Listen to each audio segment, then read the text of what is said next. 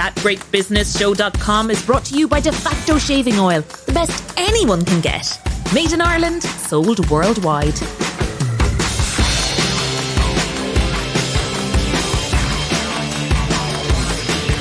Welcome to episode 71 of That Great Business Show, posting on the 21st of January 2022. I'm Conor O'Moran. On this episode of what our listeners call Ireland's best business podcast, we have a business run by one of Beyonce's besties. Yes, that Beyonce. We have a 12-year-old winner of Entrepreneur of the Year, and we have a new occasional slot where we're giving your business some free business law advice. This week we're looking at some truly curious legal facts around whistleblowing in business, and as always, we do business differently. Another bit of advice this week is that sharing is caring. We get literally thousands of views and likes for our social media postings for the podcast. I think Harry Goddard, he's CEO of Deloitte, who joined us on episode 68, has racked up over 10,000 views so far. And that's good, really good. But what we want, need are shares. Sharing is just as simple as liking, but it means that you help get a link to this podcast straight to our social media connections. That means you're helping us by helping them, and they love you for it. As we say, sharing is caring. And all of this love, liking and sharing is made possible by that great business show sponsor, De Facto Shaving Solution. You can help them grow their business by buying their product, the world's best shaving oil, made in Mayo, sold worldwide. Get it at defactoshave.com. Backing great women-led businesses on every show. That Great Business Show. I told my first guest today that I would be introducing her as one of Beyonce's besties and not as co-founder of Boundless HQ, an Ireland-based company that helps companies grow teams internationally, allowing employers to hire whoever they want, wherever they are. Boundless is a platform that helps small and medium-sized businesses manage employees no matter where in the world they're based. And the company is backed by Brian Caulfield, one of this country's savviest investors. Brian joined us on episode 67 of the podcast, and he said then that we should talk to them. So we did. Dee Coakley, Beyonce's bestie and co-founder of Boundless HQ. Welcome to That Great Business Show. Thank you so much. I would love to know if Beyonce would describe me in such warm terms. You and I and most others, we hang on to, I met him once and it could have been in the Jacks or something. But the question that all business owners want to know, what is she really like? She is actually a very lovely person. I be fairly confident in saying I doubt she remembers me. I doubt I left a huge mark on her life. But yeah, I did work with her briefly, worked more closely with her father, who was her manager at that time. He's a more difficult character to deal with, shall we say. He's Mr. Knowles. I was reading about him. Mr. Knowles, he's yes, a lawyer. Matthew, yeah. Previously worked with Xerox, was in Xerox for many years and became her manager when she was a very young child. And go on, tell us, how did you end up, because we'll get on to Boundless in a second, how did you get on working with Beyonce? So I worked in the music industry for many years. Sometimes when I say that to people, they say, oh, you're a performer. Very, very far from that. Very far from that. I don't think anyone would pay me any money to sing or perform any music. I worked in record companies and in artist management for years. So I joined a company called the Sanctuary Group in London. It is no more. It was absorbed into Universal Music. But I joined them and worked in the artist management division for a while, specifically in the tour production department. So we used to produce Beyonce's tours, which was really exciting. It was a lot of fun. Who do you answer to there? Is it the manager, or does she come in and say, listen, I want to do this or I need that, or the famous, I need no blue M&Ms and all that kind of stuff? So definitely the management. When you're working in tour production, you're dealing with the manager more than the artist. But all artists, even smaller artists, will have a tour manager. And a guy called Alan Floyd, her cousin, well, I believe he's still her tour manager, I think. He was her tour manager then. And he also is a very nice person and a good friend of mine who used to sit beside me in that job. He went on to set up his own tour travel company and he still does all of her travel. Okay. Yeah. Of which there hopefully will be in the future a lot of. Fingers crossed. And I was waiting to say this, but you gave it all up for rock and roll. I did. So I do remember when I worked in music for 7 years, but it was throughout my 20s. So it's a pivotal point in your life. And I think at that age, 7 years, you don't have to feels like a long say time. when you was in your 20s. Just say a while ago. Couple of years ago. Yeah. And I remember people that were further along in their careers than me at that time, people in the music industry saying to me, "Oh, it's a young person's game. You know, you probably won't do this forever." And it's a very common thing actually in that industry that people leave the year they turn 30. It's a bit of a cliche. Okay. I think it's at the age when people start applying for mortgages or having babies or, you know, whatever it is. And I was the cliche. The year I turned 30, I thought I'm not really getting what I want from my career in this sector, and made the move. 2 episodes ago, we had Pat Egan, the promoter, on. That was episode 69, it must be. He's 75 and he's still promoting and can't get enough of it. Anyone that makes it that far, they're made of strong stuff. It's a tough industry. It's a lot of fun. I mean, believe me, I made the most of it. You know, I was often going to 2 or 3 gigs a night. I was out almost every night of the week with colleagues. It was a lot of fun. But yeah, I grew out of it, I think. But skipping lightly along, Boundless. What does Boundless do? Why Boundless? What is it? Where did you come up with the idea? All the above. So if I give you a high-level overview of my couple of years before Boundless, it will help you to understand where the idea came from and also why it is that anyone would want to use Boundless. So after I left music, I joined the tech sector. I felt like this internet thing was going to be big.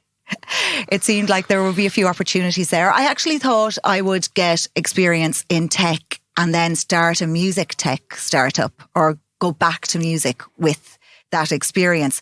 But honestly, I would say in my first week working with a software company, I thought I will never go back. I love the music industry. I really enjoyed it. I had a huge passion for it. But as soon as I started in software, it was intoxicating. I'm home. Yeah, just working with incredibly smart people building the future. And I realized almost instantly that was where I wanted to be. So I spent 10 years in COO roles with B2B software companies. So I always had responsibility for finance, legal and HR and experienced some of the challenges that Boundless now solves. But my last COO role was with an Irish company you may know of, Actionista. I do. With a great CEO called Claire McHugh. And I worked with Actionista. It's an interactive video tech company. And we were hiring people to be co-located in Dublin out of our head office. But we did, over time, we had a couple of people that moved to work remotely in Ireland and people would travel for work. We were set up to support remote work.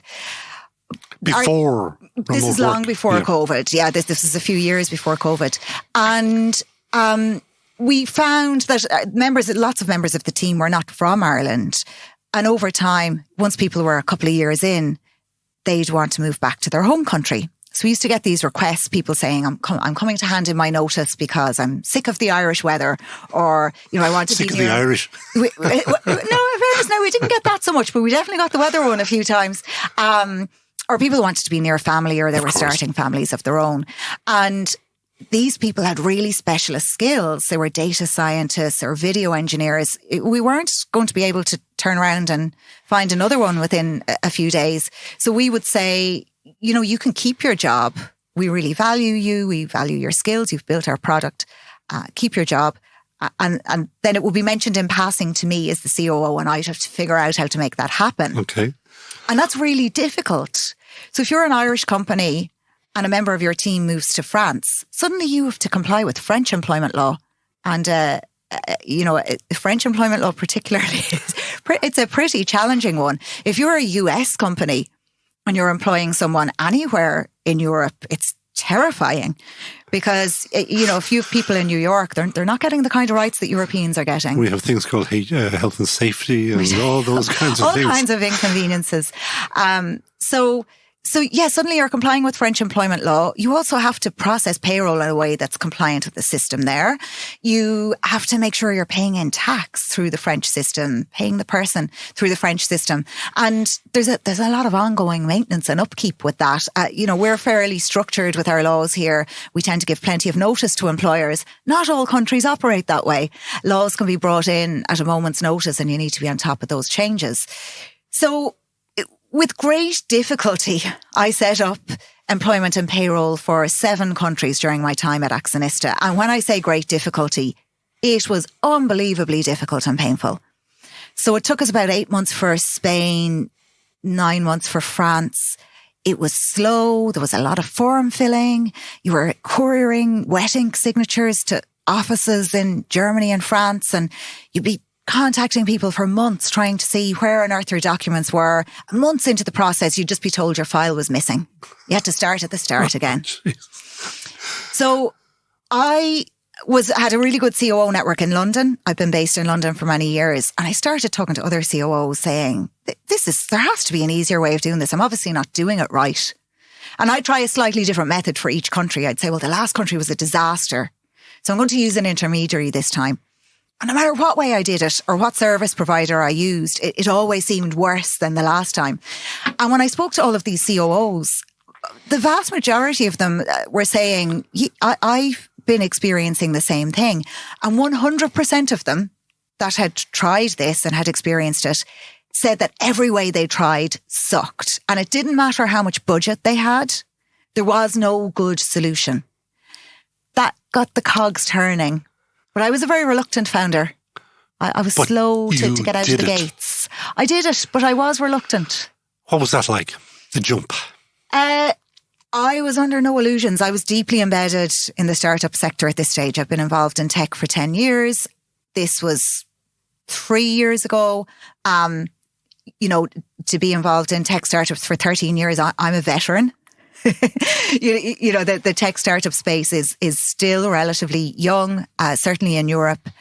And I had a lot of friends that ran tech startups. I was very involved in lots of accelerators and mentoring on different programs and things like that. I knew the heartache. I had seen people be destroyed emotionally by trying to build startups. And I knew that it can cause a lot of pain. It's never, ever, ever easy. And chances are you're not going to succeed. The vast majority of startups fail. So I was coming weighed down by the weight of reality. But it didn't stop you. It didn't stop me. That's a madness, you know that. Yeah, it is. It was an inevitability. I mean, now I deeply regret I didn't do it earlier. For a second I said, you were going to say, I now deeply regret it. I get my headline. No, I haven't come on the podcast to announce that I'm giving it all up, I'm happy to say. It was an inevitability. There was kind of nowhere else for me to go. I'd been a COO for 10 years and I had reached a point where I was desperate to try something new. I probably was bored at that point. And the next step needed to be a CEO role because I understood the realities of running startups. I certainly didn't want to inherit someone else's CEO role and be CEO of someone else's dream. That wasn't something that I wanted. Or their problems. And inheriting all of their problems, because I knew enough to know that when the CEO baton is being passed over, I think there are probably a lot of challenges. So Boundless it needed to be my own thing. Born. Boundless was born, yeah. The idea was gnawing away at me. I always had notebooks with ideas, and every now and again I'd take a weekend, often a bank holiday weekend. I'd say, I'm going to go deep on this one. Nothing survived a bank holiday weekend. By day 3, I'm quite a cynical person. And by day 3, I'd be like, no, so many holes in this one. This is never going to work. And I probably am the type of personality where I will look for, and that's not a classic entrepreneur thing, I will look for the problems and see why something won't work. I think Brian Caulfield was saying quite the opposite, is that a good entrepreneur looks for the upside, not the downside. And I think that you'll find a lot of entrepreneurs are, this is maybe a loaded term, blind optimists, I would say. I'd say I'm more of a realist. But when I looked at this one, The problem was huge, and that's what held me back. I thought, I don't know if you could build a decent solution for this problem. It's just so challenging. But the opportunity was so huge, and there was no good solution. And I also knew that the economics of it looked really promising. People would really pay to solve this problem. And I knew that you could link your pricing and invoicing to payroll, and payroll is cyclical and it is very sticky. A company doesn't pause payroll for a few months. You don't pause your subscription to payroll. So the more and more I looked at it, I couldn't deny that there was this great opportunity. So I had to make that leap and give it a go. And that was 3 years ago, you say? Yes. What was day one like? So it was New Year. It was November 20... I'm so confused. We're all confused about the passage of time now. Yeah. November 2018 was when I started talking to people about this idea. And I remember going to a couple of conferences that November and having, you know, when the cogs turn and things fall into place. I remember having a few conversations with people and hearing a few people speaking on stages, and I was connecting dots and going, that's very related to that problem I've had that I've been talking to the people about. And I started to really think about the future of work and where the world was headed, because in tech, and particularly in software product development and in SaaS, remote work was becoming more than very common. And again, this is pre-COVID. Well, pre-COVID, yeah. This was more than a year before COVID. And then, lucky for you, COVID comes along and gives you the mega boost. Clearly we could never have predicted it. You know, we had done market sizing and evaluated where we felt the market was headed, but we knew that really it was going to be tastemakers, people who were risk takers, very forward looking, who were very future focused. They were going to be the leaders that would be open to international remote work, which meant your market was probably going to be software companies. And we sketched out, you know, and considered, when will the rest of the world catch up and what kind of workers? And, you know, as an example, we said, well, civil servants will never be remote workers. You know, how wrong you were. Yeah, absolutely. We said people in regulated spaces, so people that work for banks, people that work for civil service. We just discounted them and said, well, they're not our market.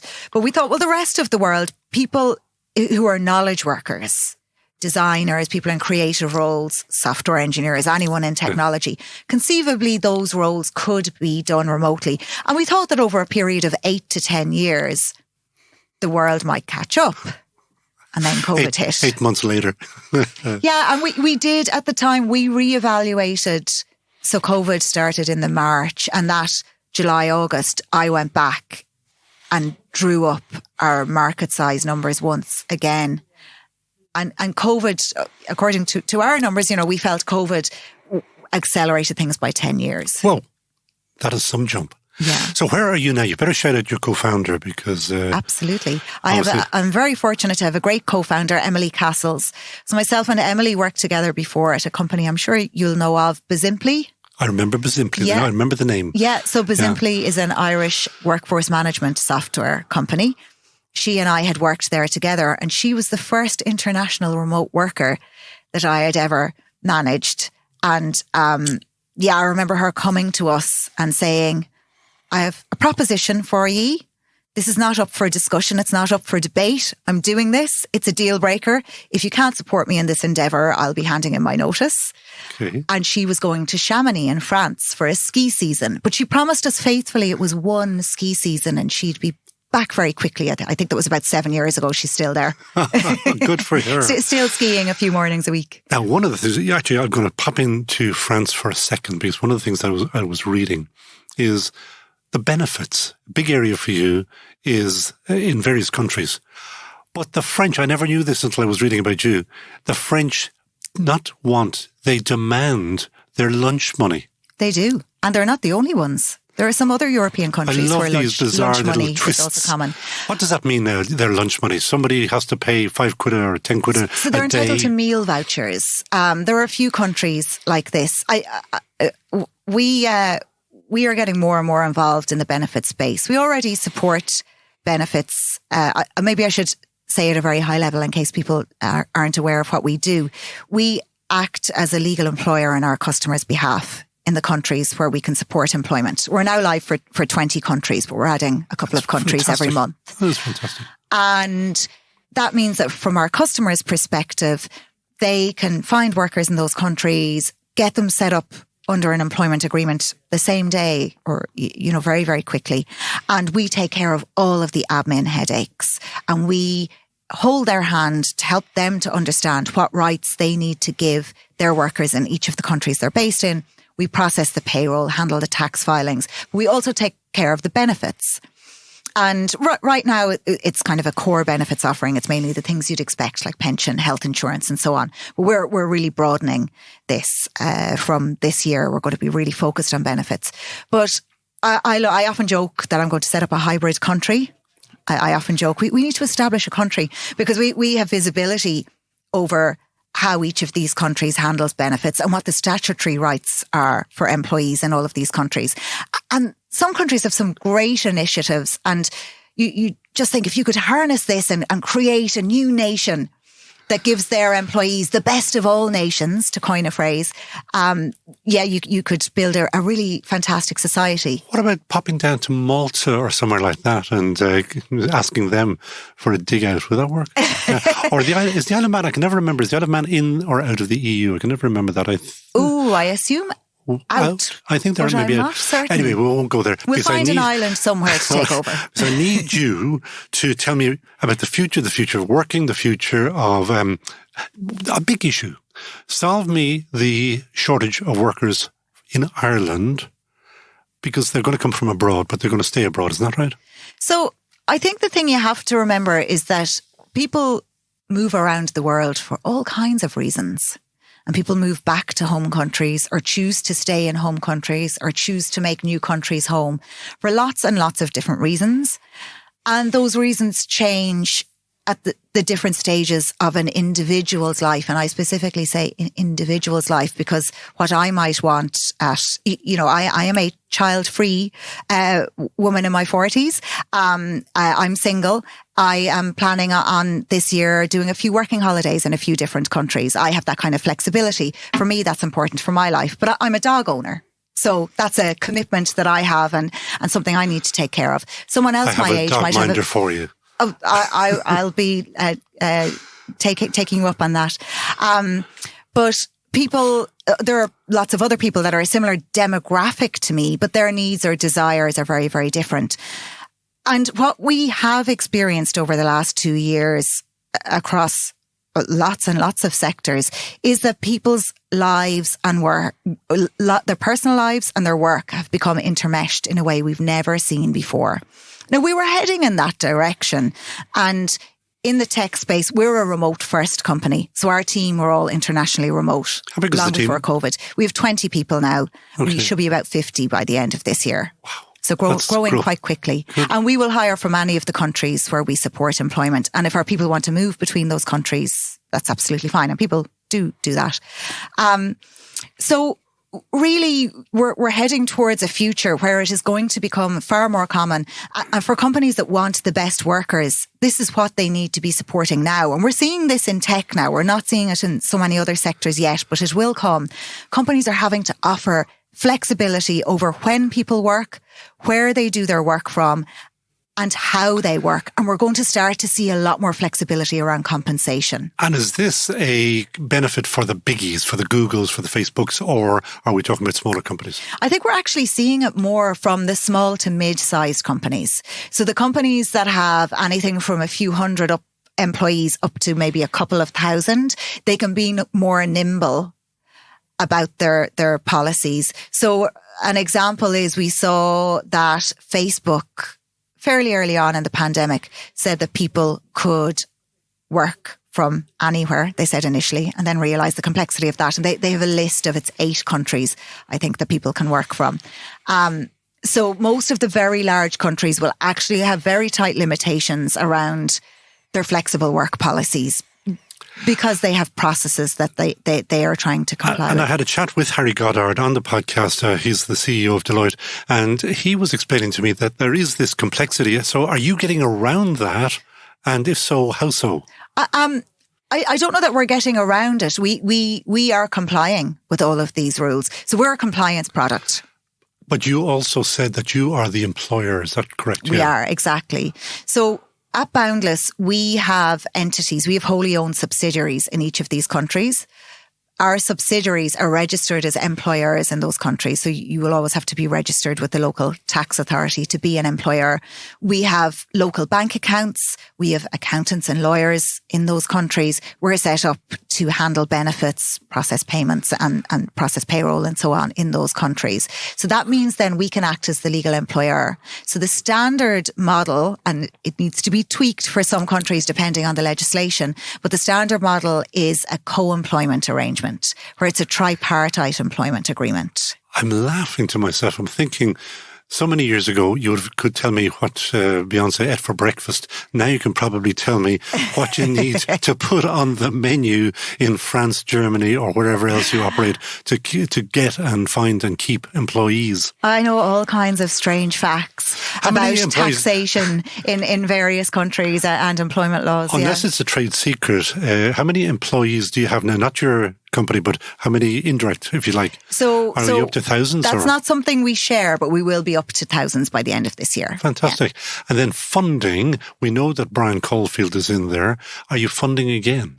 Well, you're hearing it here first. We are literally just inking some documents for our existing investors to invest some more money. We had appetite from existing investors, and we had a really good opportunity on the sales and marketing side to do some work there that we knew would drive very quick, immediate growth. And we will be fundraising from Q2 this year. So around summertime, I'll be back talking to investors. But are you talking to the VCs, or are you like for our happy podcast listeners? Can they get a cut of the action? So we've raised 5 million to date, €5 million. We did pre-seed initially. Then we did a seed round, and this is an extension to our seed round, the money that we're bringing in just this week.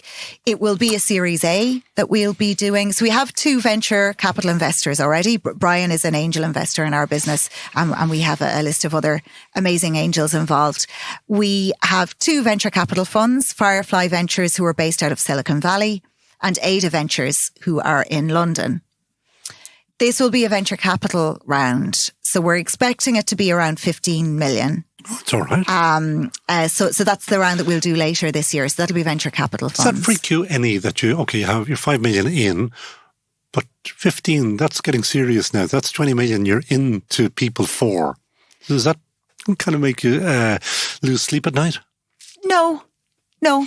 I suppose I've been involved in the tech sector for a long time now. The businesses that I've been involved in have always been equity investment funded, generally always VC funds. I've done a lot. I mean, I've spoken to hundreds and hundreds of VCs over the last 13 years. So I suppose I knew when I was founding a business that it would be a venture capital backed enterprise. That's my comfort zone, I suppose. That's my norm. I'm always rather envious and fascinated by people that manage to bootstrap to scale. It's very rare and very unusual. And you will find that usually businesses that have bootstrapped for quite a long time, Teamwork are a really good example, a business that got to about 50 million in annual revenues without venture funding, but they have since taken venture funding. So it's unusual for a business to get to scale without venture capital investment. In an ideal world, of course, you hold off as long as you can. Our business, we have to spend a lot of money with lawyers in a lot of different countries. That is unavoidable. We have an upfront cost for each country that we set up in. So it was always going to be venture backed. 2 last questions. There'll be one obvious one, but the other one I've just thought of is, what could Team GBS, they're our listeners, what could they do for you that would help you? So two things that are closely related. First of all, if you are someone building a team or responsible for hiring and you haven't previously considered international remote, I would urge you to have a think about it. There's a crazy amount of material online about all of this. If it's something you want to research, we have great content on our blog at boundlesshq.com. If you go there and look at the blog, you'll find lots and lots of great content. We have a brilliant writer, Irina Jambajeva, on our team who takes care of all of that. If it's something you haven't done before, have a think. You can dip your toe in. We always say to people, you can start with one person in one country. It doesn't need to be a major commitment. The reason we say that is because once people try with one, they never go back.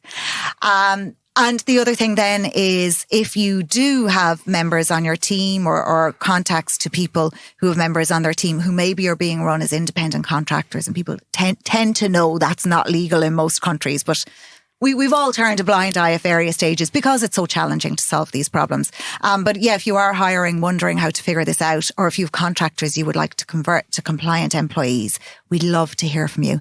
That's if people can send us customers, that's the best gift anyone can give us. And final question to Dee Coakley, co-founder of Boundless HQ. Who would she hire in a heartbeat? It's a difficult question because there are so many amazing people out there. Someone that I heard interviewed some time ago, and the interview had a really big impact on me, was a woman called Sarah Friar, who is the Sarah, CEO. Yeah, she's the CEO of a business called NextDoor. And she has built her career in Silicon Valley. I didn't actually know very much about her until I went to this talk. I was invited by one of our investors, I think, in London, and shortly before COVID. And she talked about her career, and it just resonated so much with me. And I ran straight back and talked to my co-founder about it. She talked about being an Irish schoolgirl and how it doesn't really serve you well in some ways in the world of business. And she was talking about particularly Silicon Valley. And she said she was very held back early in her career by trying to be a perfectionist and feeling that you must do things the right way. And she said that it was very liberating for her to learn how to do things more quickly and take bigger risks, and to not be so focused on everything always being perfect. And it just really resonated with me because even in this day and age, as a woman in tech, you still don't see very many women interviewed. And I was really impressed. Except on That Great Business Show, we make a point of it. Excellent. And it's also lovely to hear that you have another woman co-founder as well. I do. And that is very, very rare. It's incredibly rare to have a founding team with two women. My co-founder, Emily, she's a CTO. Female CTOs are like hen's teeth. But hopefully that's changing. But it's changing very slowly. Very slowly. You never know. There might be another COVID that might change everything again. Who knows? But anyway, first of all, it's fantastic to have you here. It took us a while to get you here. Dee Coakley, who is co-founder of Boundless HQ. Thank you so much for joining us on That Great Business Show. Thinking of travel? If so, make sure to make De Facto, the world's best shaving oil, your choice of travel companion. A 25 millilitre bottle of De Facto means no hassle at airports, no bulky cans to carry, and the guarantee of the world's best shave. DeFactoShave.com.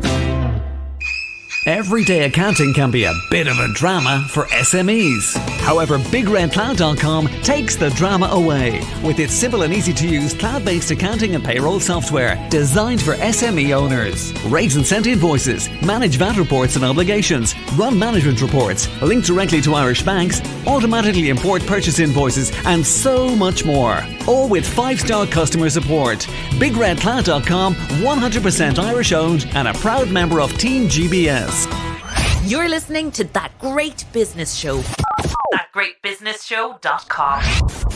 Just before I introduce my next guest, an entrepreneur of the year at just 12 years old, our pal Paula Fitzsimons asked me to remind you that applications are still open for her Department of Foreign Affairs and Trade-backed programme called Back for Business. This programme wants to see more of our emigres come home and set up businesses here, something we'd all welcome. Full details are on backtobusiness.com. And so to Box of Wine. It's a business that delivers wines tailored to your specific taste direct to your door in a box. hence the name. The company turned over €500,000 in its first year. They've just taken on 2 new brilliant, that's how they're described, investors, and they're planning on entering the UK market this year. And as I mentioned, the founder was Entrepreneur of the Year at just 12 years old. Not unfortunately in the EY competition of the same name, but at his national school, I think, CBC Monkstown in Dublin. 29-year-old Conor Duggan, co-founder of Box of Wine, welcome to That Great Business Show. Thanks for having me, Colin. You're Entrepreneur of the Year. Yeah, age 12. Was that in national or secondary school?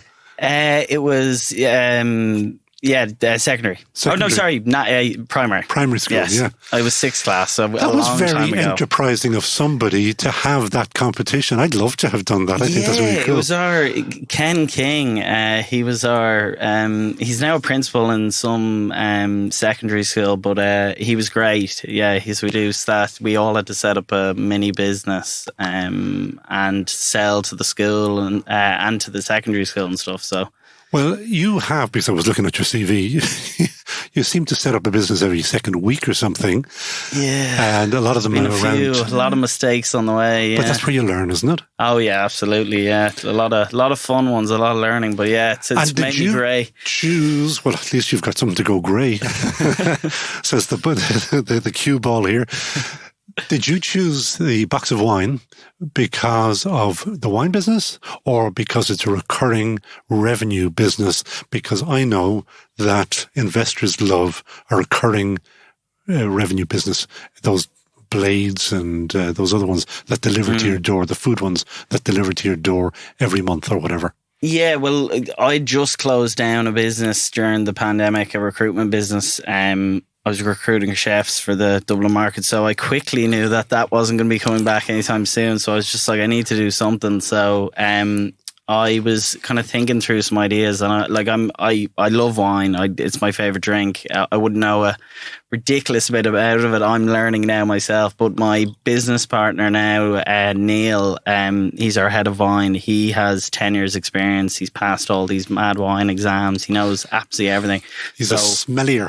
Yeah, so once I went to him, I was like, I think wine subscription is really underdeveloped in Ireland and the UK. So we saw kind of an opportunity there. So, but now you say that it's undeveloped in the UK, but I can even, just talking to you, I can think of Sunday Times has a wine delivery service.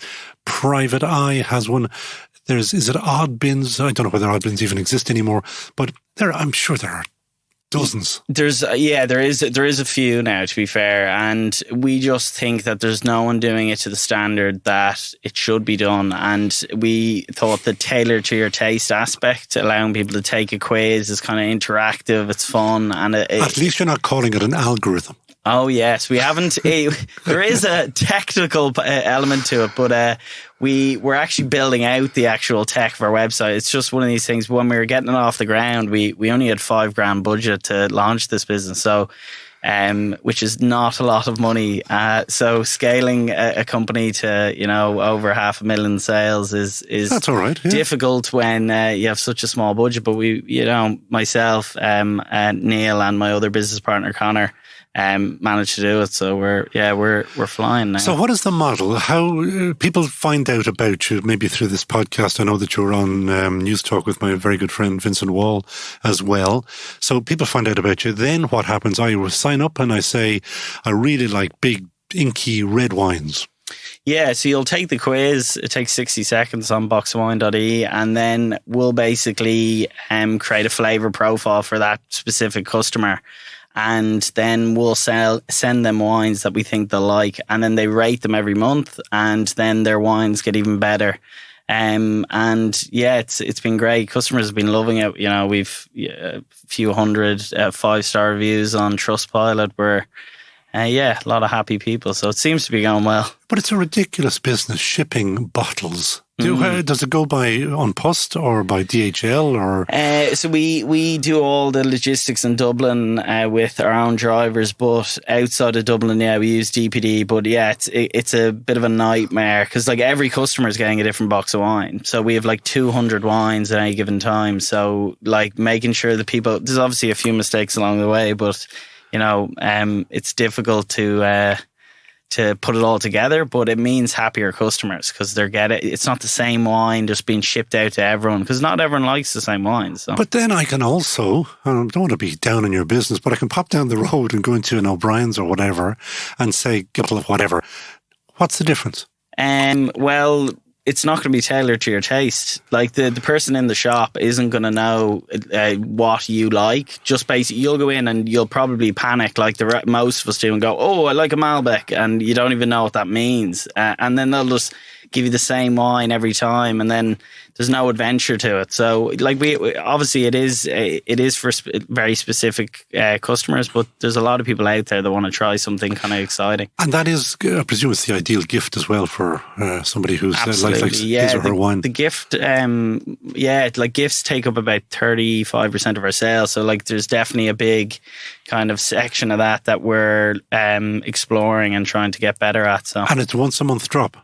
Yeah, once a month, or you can do twice a week, or twice a week. I'd say you're probably twice a month. You can do as many as you like. So we're. But say once happy. a month, round figures. How much are people spending on 3 bottles? Is it 3 bottles of wine that arrive? Yeah, so it's €55 including free delivery. But like these wines are all the free delivery's included in the 55. Gotta include it, yeah. So like the wines are all retailing for 16 to €22. So that's like right. You're getting good value, great wines. And how are you managing to undercut the ordinary retailer?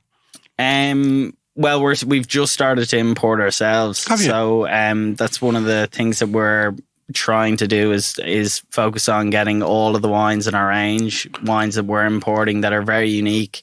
We've just started importing some amazing Romanian wines and some great ones from Greece and stuff like that. So it's very exciting. Who came up with the idea of either Romania or Greece? Well, it's my business partner, Neil. I leave everything to him. He's in very capable hands. He's worked with some big brands like Donnybrook Fair, FXBs and stuff. And he has a lot of experience under his belt for choosing great wines. And we've tasted them and they're absolutely amazing. So that's the ad gone out there. So are you 26 counties or do you go north? Or? We're not in the north yet. We will when we launch in the UK. We're going to start shipping up to Northern Ireland as well. It's just it's a bit of a logistical nightmare getting up there. So. The M1. That's I know what you're talking about. I want to stick to the basic business first of all, because you have to have, I presume, a very, very big catalogue of wines. You said 200 bottles, 200 different wines. Different wines. Your overheads for stock. Ouch. Yeah, it's definitely an expensive business, but that's why we're trying to start importing ourselves, is to improve our margins slowly but surely. Hopefully by this time next year, we should have all of the wines as our own. That's very good. Which is, that's kind of the main aim, and that's kind of why we brought on some investors to help us do that. So. Now, you didn't name them. So you call them brilliant. Brilliant, yeah. Well, they are brilliant investors. They're great guys. They, Dave O'Donoghue and Dermot Murphy, they are two very experienced business people. They've worked in Arista, and Dave is the CEO and founder of Freshie, and they basically invest in a lot of food and drink startups. And we got chatting to them kind of along the journey, and they. Now you say you got chatting to them, because I'm always interested in these chats. Who introduced you, or how were you introduced, or were you standing watching a football match or a rugby match or something, and somebody said, "Oh, do you see who that is?" So we got introduced by a guy called Fergus, who's running another subscription business called Harvest Day, and I'd gotten chatting to him on LinkedIn. Great place to meet people, just constantly. Absolutely. Yeah, amazing place to network. So we got chatting to him about his business, and we were helping each other promote each other's businesses, because there's a bit of synergy there with he's delivering farm fresh food to your door. Harvest Day, that's a good plug. And we basically were chatting to each other, and he was like, I mentioned you to the guys who invested in my business and they'd like to have a chat with you. And I was like, we were already planning on going out, and I'd met a few investors that were interested, but we didn't meet anyone as passionate as these two. And that was the most important thing to us, was someone who was passionate about the brand, that could sink their teeth into it with us and teach us a bit as well, because they both come from a corporate background. Myself and the two guys don't have any corporate background, so we learned a lot from them so far, you know. Let me go back a little bit, because amongst the many businesses that you were involved in was student marketing business. You had the rights to something called Slicker, a barber booking app. Yeah. Co-owner of Student Solutions, a marketing company that sold exclusive marketing rights to UCD freshers. Nothing to do with delivery, nothing to do with wine. Yeah, so it's definitely something new. Like, e-commerce is definitely something I was always interested in, and I'd read a lot of books about it and listened to a lot of podcasts. So, and like, to be honest, we're of the generation that you can pretty much set up any business with a phone. So I would never be afraid to just take on a challenge. I didn't know how big of a job, like, it's naivety is like one of your biggest, I don't know, friends, I guess, and enemies, because you just go in all guns blazing, and then you realise 4 months in, when you're like moving into a new warehouse that has no heating and you're freezing your ass off packing boxes, and you're working 67 hours a week, and then you're like, why was I doing this again? But like, naivety is a great thing. When will you go to the UK? It's going to be this year. Like, have your new investors told you so? They're the ones actually like making me do all the planning, and that's what I was thinking. Yeah, a lot of structure to it. So I'm the type of guy who just goes, we'll just do it, you know. But so I'm basically doing a lot of planning now, making sure that the correct margins there. There's a lot to go into it before we launch. There's a lot of things such as licensing. One is not allowed to sell booze, as sure as one is not, I don't think. In the UK, licensing is very easy. Like, here, we've gone through a couple of licenses, and it's cost us about 15 grand in you know, lawyers' fees, architect fees, the court fees, and the actual license is only 500 quid. But in England, you can get one for like €90 or something, £90. It's a lot easier. It's not as strict. So there's not a lot of red tape. So we're just kind of looking potentially at fulfillment partners, or potentially setting up a warehouse ourselves in somewhere like Liverpool or something. So there's a few different ways we can go about it, but the plan is to be there before the end of this year. But you're hardly going to import your Romanian/Greek wine here, ship it to the UK, distribute it? No. Definitely not. The taxes in Ireland are absolutely insane. Nuts, yeah. You pay about $3.20 for every bottle in Ireland, and we're the highest taxed country in Europe for wine. So we're going to be importing into the UK and there'll be different wines in the UK, definitely. Why is that, or what's that based on? It's just based on the UK market's different. You know, everyone's different, a lot of different taste in different regions. And how do you know that? That's actually something that our investors have taught us, because they've had a lot of experience in the UK market selling to every region of it. And I was going to say, the regions are very, very pronounced as well. Yeah. London, inside the M25, completely different to when you go up north or whatever. Absolutely. So we honestly don't know yet. The plan, we're very much just getting our ducks in a row. So we're planning everything now.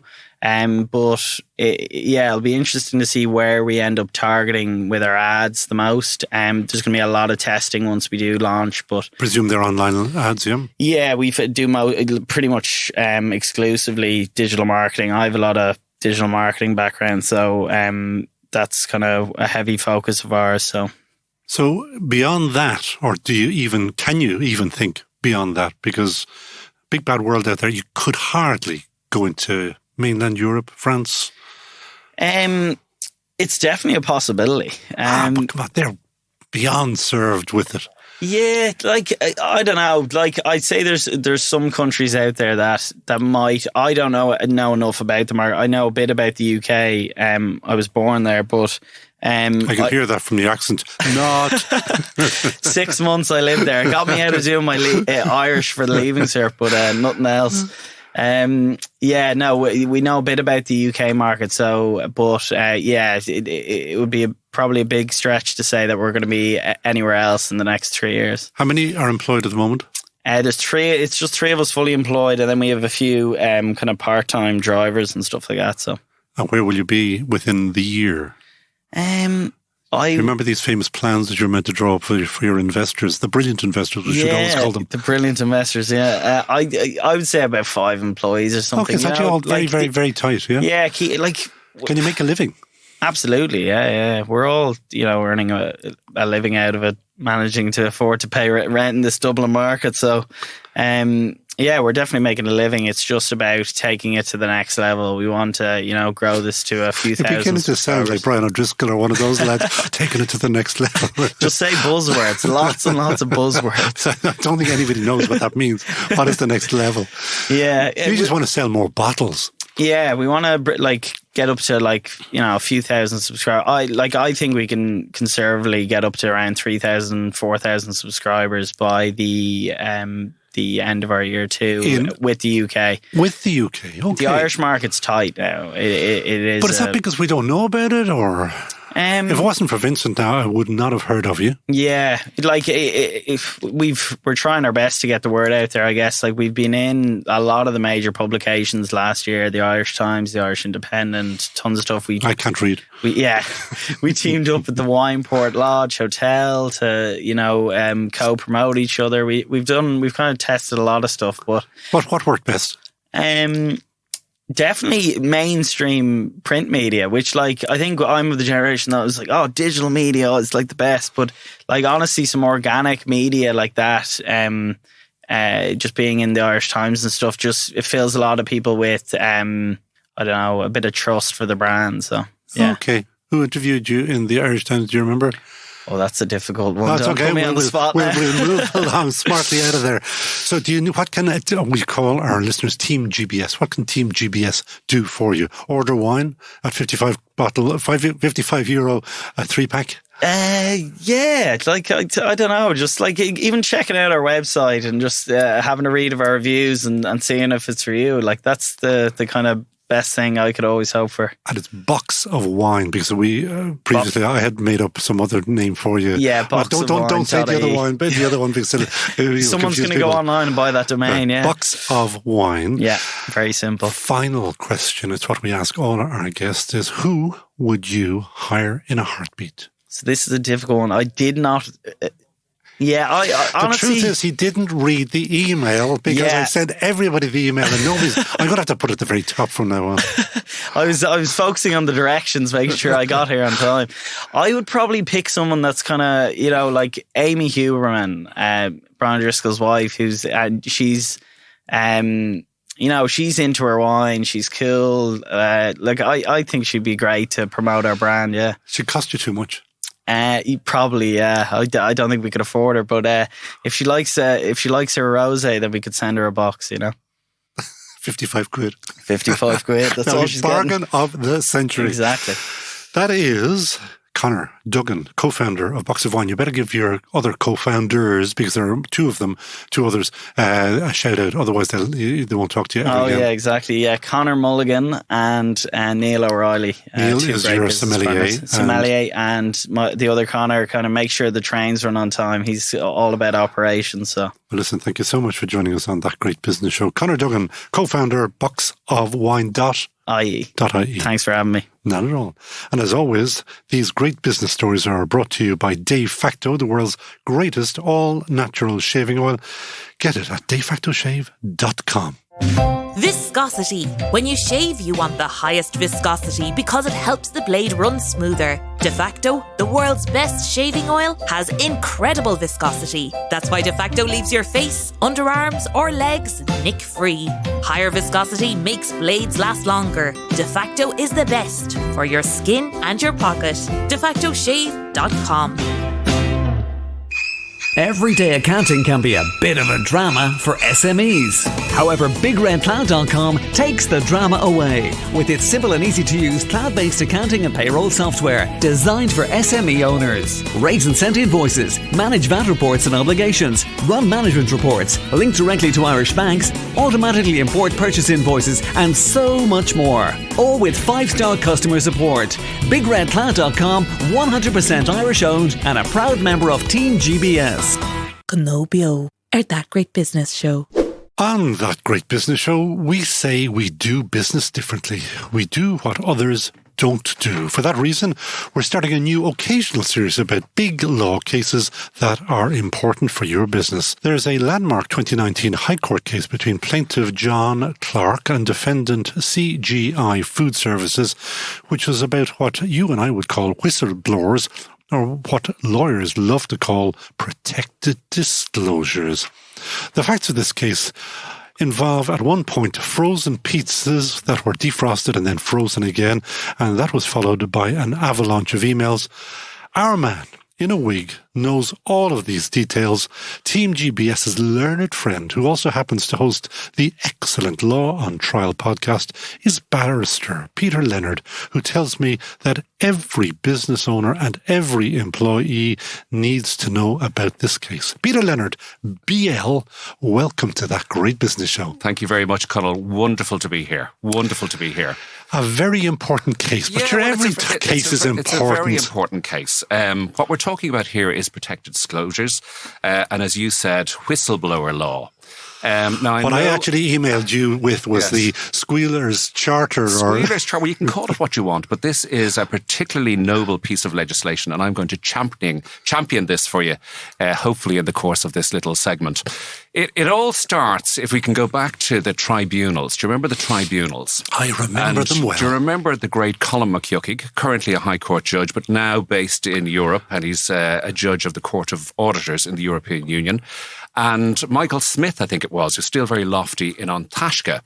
And they posted a notice with a solicitor's firm in Newry, Neary, Donnelly and Neary, and they offered €30,000 if somebody would provide information on planning scandals. Do you remember that? I do. And what did that produce? One of the greatest characters of the late 1990s, the legendary James Gogarty. And that led to the Flood Tribunal, and then we also had the Moriarty Tribunal into the mobile phone licence and all that sort of stuff, and I won't go into it. But there was great entertainment for the world at large in those tribunals, and it was shown that there was a lot of kind of unsavoury carry-on going behind the scenes in, I suppose, public law and in public areas. In little old Ireland. In little old Ireland. So effectively, this piece of legislation was brought in 2014. And it tried to kind of create a scenario where if somebody sees wrongdoing and they raise this issue, that they should be protected. Now, as you will know, in employment legislation, if something goes wrong, for example, if you're unfairly dismissed, which is a terrible thing to happen to anybody, but if that happens, the greatest redress you can get is 2 years' salary. But for this piece of legislation, because it was so noble and it wanted to protect disclosures of information and wrongdoing, you can get up to 5 years compensation. Okay. If you're found to have been penalised for making a protected disclosure. So that's effectively it. Now, obviously, it has, operated within state organisations. Famously, Maurice McCabe, all that sort of stuff. He highlighted certain issues within An Garda Síochána. That led to various different... AIB, wasn't there? Yes, absolutely. And was it CRH was another one? Maybe the CRH one was not. Anyway. Yes. So now I know you're more interested in private business, but it is a feature that is coming increasingly into private business. And there has been a new European directive on protected disclosures in 2019, and that's trying to widen the scope and push it into private enterprise and private business relationships more and more. And the government, in response, has drafted an amendment bill, which is currently in the Oireachtas and is about to be enacted. It's going to happen some stage soon. Someday this decade. Yeah. What that does, though, is it requires any private business, any commercial entity that has 50 employees, they must now have a dedicated procedure for protected disclosures. and they must have a channel so that if I'm an employee and I'm working away and I see something wrong and I believe this should be brought to the attention and highlight some sort of wrongdoing that's taking place, there's a way of doing it. So, I mean, that's a little bit of pressure for companies to sort of set that up, and it's something they wouldn't have anticipated, and it's going to put a little bit of pressure on them. And go back to the 5 years compo. Is that a little enticement for people to whistleblow? Well, the word we use in the law is dissuasive. So it's to try and dissuade people from penalising anybody who has made a disclosure. The notion is, even though the way the law is drafted, it isn't an altruistic disclosure as such. Once you disclose something that constitutes wrongdoing within the meaning of the Act, then you are a whistleblower. Now, you mightn't be doing it for the best of reasons, but if you disclose something... So are you actually agreeing with me that people might be sitting there saying, do you know what, I could get 5 years compo out of this if I tell stories? Well, human beings being human beings, they will use that. And of course, that's what happens. I mean, in real terms, people who are being employed in companies and it all goes horribly wrong. And they want to look back and say, why did it go horribly wrong? And they want to get some sort of redress. They mightn't have redress. They mightn't have been in the company that long. For example, I am familiar with cases where people were headhunted, went in at a very high level. It was supposed to be the dream job. Very quickly, personalities clash. It doesn't work out. The person's face doesn't fit. The person is there maybe only for a couple of months. They're still on a probation period. They don't have any claim under the Unfair Dismissal Act because they haven't been there 12 months. And then they're dismissed, and they look back and they say, well, why did it all go wrong? Why did it horribly go wrong? Is it because I did something? Did I go in and point out something that, that sort of ruffled feathers? Was that a good thing? Would that qualify as a protected disclosure? And if you can say it qualifies as a protected disclosure, you can potentially get redress. You can be reinstated or you can get substantial compensation. So yes, of course it could be used cynically, but it is a very noble piece of legislation. And so come back to this 2019 High Court case in front of Mr. Justice Humphreys, wasn't that? Yeah, so this is a really significant case. It is very rare that something like this would come before the High Court because it is set up to go before the Workplace Relations Commission. That's where you go down to Lansdowne House, two sides go in, have the row about it, and a rights commissioner will make a decision, and then you can appeal that to the Labour Court. And if it gets very contentious and potentially there's a point of law, it can be appealed to the High Court. But normally it doesn't go near the High Court. But under the protected disclosures legislation, there is the possibility, if you feel you're being forced out of your job because you made a protected disclosure, you can go to the Circuit Court and you can get an interim injunction. And that's what happened in this case. Mr. Clark was the financial controller, so he's a very senior bigwig within this company. And the relationship broke down. Once it had broken down, it led to him being dismissed from his position. So he went to the Circuit Court and he says, stop, I'm taking a claim before the WRC in relation to protected disclosures. I made protected disclosures and I'm being penalised for making those protected disclosures. And I want the Circuit Court to give me protection, ensure that I continue to get paid until that case has been determined. So the Circuit Court agreed to that. And then that decision of the Circuit Court was appealed to Mr. Justice Humphreys in the High Court. So Mr. Justice Humphreys is a very interesting judge, very clever judge. I mean, they're all very clever. I would have to say that anyway, wouldn't I? I was going to say that. I couldn't possibly say anything other than that. But he is very good. And he took charge of this case and he grabbed it by the scruff of the neck. So in this case, effectively, it starts at the end. Mr. Clark has been dismissed. So he comes in and he says, why was I dismissed? And he comes back and he says, because I made a protected disclosure. Now, the employer says, no, you didn't. No, you didn't. You did raise certain financial irregularities, and we can come back to the detail of that. But that's what you're supposed to do. You're the financial controller. That's what you're supposed to do. So you're not going to get any medals for that. And you were doing your job. That was not a protected disclosure. And anyway, when you were making these kind of disclosures, you didn't say that they were protected disclosures. You're only saying that now after the event. So I want to open a quotation here from the learned judge, in this case. If I can find it here, Conall. You keep going there and I'll keep this is the away. closest we get to Shakespearean English in a High Court decision, okay? And here is Mr. Justice Humphreys talking about the employment relationship. And I'm going to read it. Hopefully I can give the import of what the learned judge said.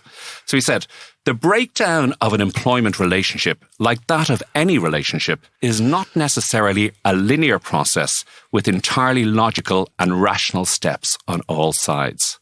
There can be vacillation, mixed feelings, false dawns, reconciliations and setbacks. And sometimes it is only after the person picks themselves up off the ground, if even then, that they start to figure out what actually happened. Now, there you go. You told me to be tearful. I'm tearful. Well, I'm filling up with the thought of that. But the point being that he basically said it was now possible for somebody who has been dismissed to look back at what happened and what led to their dismissal. Now, in Mr. Clark's case, he looked back and he said, hold on a minute, as financial controller, he raised issues about credit card spending. There was a request from AIB in relation to directors' expenses, and he raised issues in relation to that. When he looked further into what senior directors had been doing, he saw that money was being spent on paving footpaths and in driveways of houses. There was even a 13-week cookery course in Ballymaloe House. But you also have to show other wrongdoing. And he raised an issue of health safety. Remember, CGI Foods Limited, it's a food company. And one of the I suppose, the attention headline-grabbing issues in this case was that he alleged that a container load of pallets containing 22 pallets containing pizzas, frozen pizzas, had been allowed to thaw, but then it had been refrozen again. Mm-hmm. And it had been sold on, apparently, and it was marketed towards young people. And he claimed, and I mean, as you know, when relationships break down, all sorts of stuff is said, ground hurling ensues.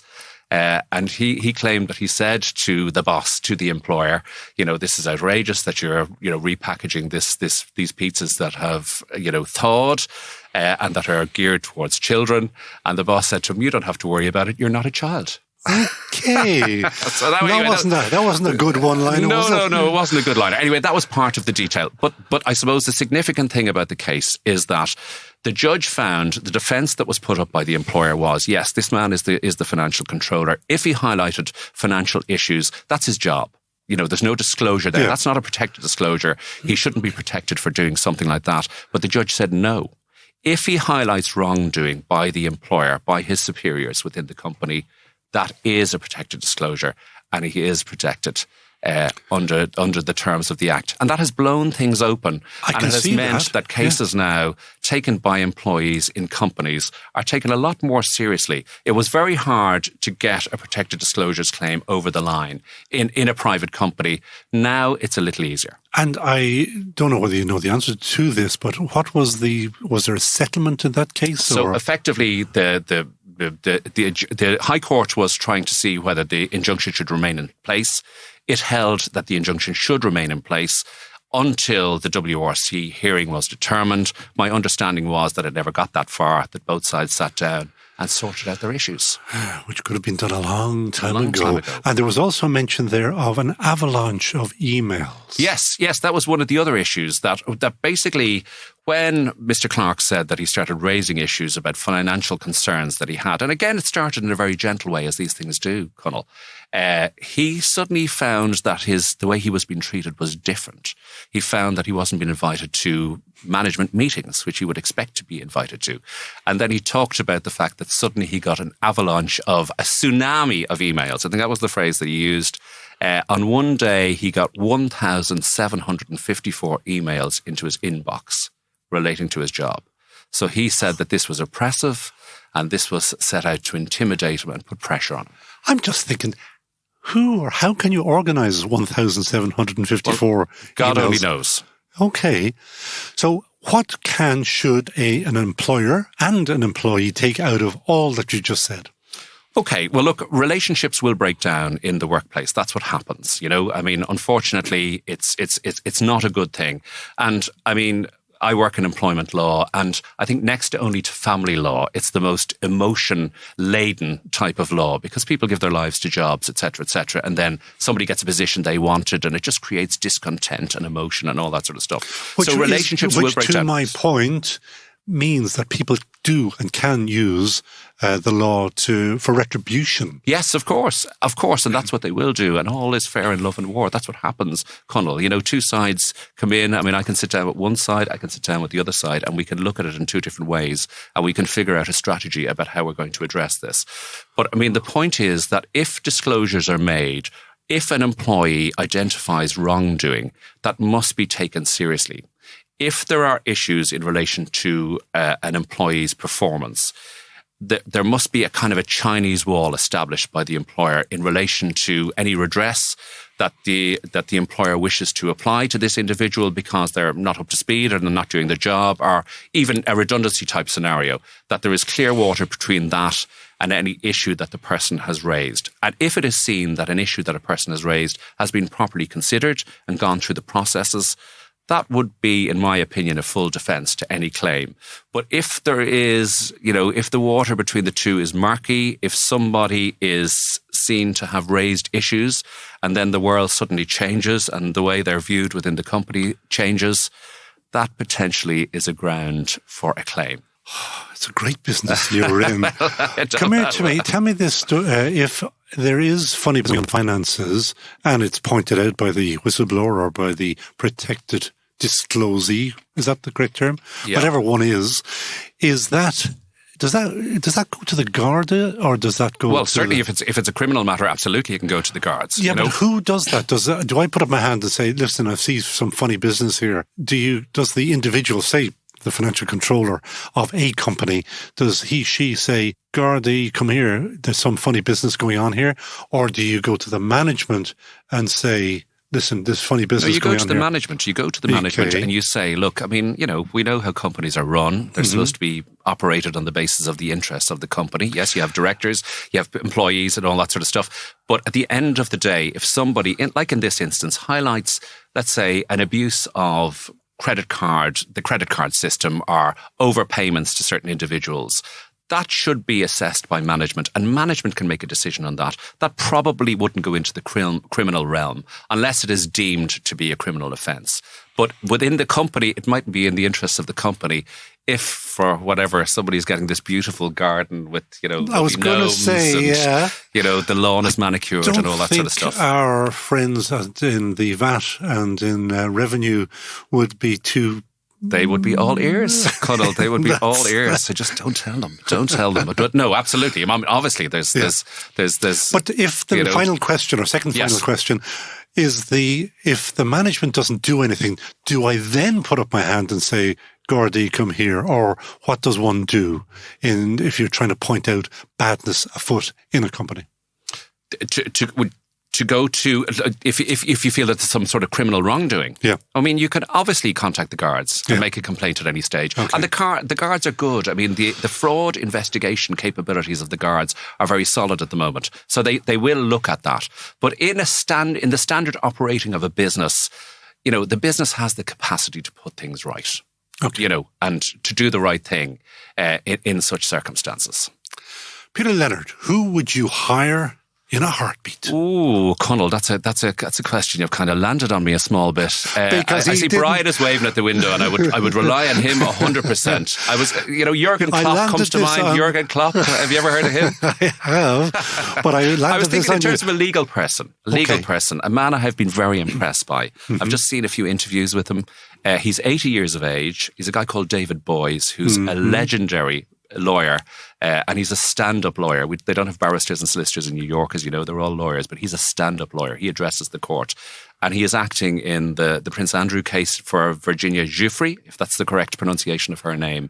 And I was blown away by the way he talked about stuff, but he was in a massive case for Microsoft. And as somebody who has to read kind of weighty tomes at times and likes to speed read and hope I've read everything and try and pretend I've read everything at all stages, he talked about how for a case that ran for 6 months, he read every single document and was across everything. Not that he needed to refer to it, but just in case he needed to refer to it. How about that? I did see him on Newsnight, and he does, he is very open. He comes very on open, to very open. TV, He's as fit as a fiddle. He's like 80 years of age. I didn't know he was 80. I actually he's thought as sharp I would as have a made tack, him much younger than that, yeah? Yeah. Okay, he's hired, I think. Okay, I'd say I wouldn't like to see his fee notes, though. No. I wouldn't like to have to pay his fee notes. With more to the point. Lots of zeros at the end of that. Yeah, but maybe you're getting a good service. You know? Peter Leonard, BL, will you come back? Connell, I would be delighted to. Well, you are now delighted to. Team GBS, and your podcast is called Law on Trial. We do it in association with the Sunday Business Post, or the Business Post newspaper, no longer Sunday Business Post. And we're coming back out in February. So me and another colleague from the Law Library and the legal correspondent of the Business Post, we bang on about law for an hour, and it's very nice. It's very good. It's stood okay. Yeah. We're getting a decent response. I didn't speed listen. I actually listened. So well, very good. Well, thank you, Conal. That's great. Great to hear. Peter Leonard, thank you so much for joining us on That Great Business Show, and that is it from That Great Business Show, episode 71. Don't forget, today's theme is sharing is caring. Please share this podcast with your connections on your social media. You look smart and we look happy. In other words, don't be saying well done or we like or anything. It's a simple share.